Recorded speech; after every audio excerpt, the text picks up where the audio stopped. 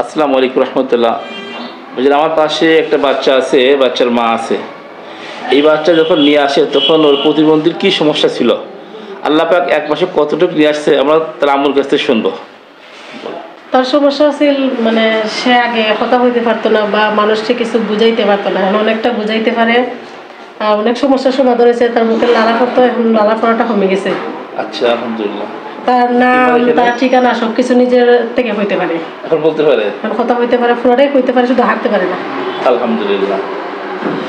ভাইজান দেখেন, আসলে আমরা মনে করি প্রতিবন্ধীর চিকিৎসা নেই, এগুলি দেখা বিভিন্ন জায়গায় ওনার পয়সা করে খরচ করে। কোথায় কোথায় গেছেন আপনি বলুন তো বাবুলি, কোথায় গেছেন? আমি অনেক জায়গায় ডাক্তার দেখাইছি, ঢাকা পর্যন্ত দেখাইছি, ঢাকা দেখাইছি, তারপর হবিগঞ্জে 2-3 জন ডাক্তার দেখাইছি, থেরাপিও দেওয়াইছি অনেকবার, কিন্তু কোনো উপকার পাইছি না। আপনি যত চিকিৎসা করছেন, থেরাপি দিয়েছেন, তার থেকে ভালো মনে হয় 1 মাসের ভিতরে? 1 মাসের ভিতরে অনেকটা উন্নতি হয়েছে, আলহামদুলিল্লাহ। দেখে উনি থেরাপিও দিয়েছেন বাচ্চার। মা তো বোঝেন তো, মা সন্তান কি না করে, এই সন্তানের জন্য মা থেরাপি দিচ্ছে, ঢাকা নিচ্ছে, অনেক দূরদূরি করছে। এরপরও আমার কাছে নিয়ে আসতে আমি বলছি আপনার এখানে প্রতিবন্ধীদের আমার কোনো টাকা লাগবে, ফ্রি চিকিৎসা প্রতিবন্ধীদের। আলহামদুলিল্লাহ, আল্লাহ শুকরিয়া, 1 মাসের ভিতরে বাচ্চা এখন সে তো শুনলেন আপনার কথা বলতে পারে এবং সে পা ফেলতে পারে, অনেক শুকরিয়া, ভালো আলহামদুলিল্লাহ।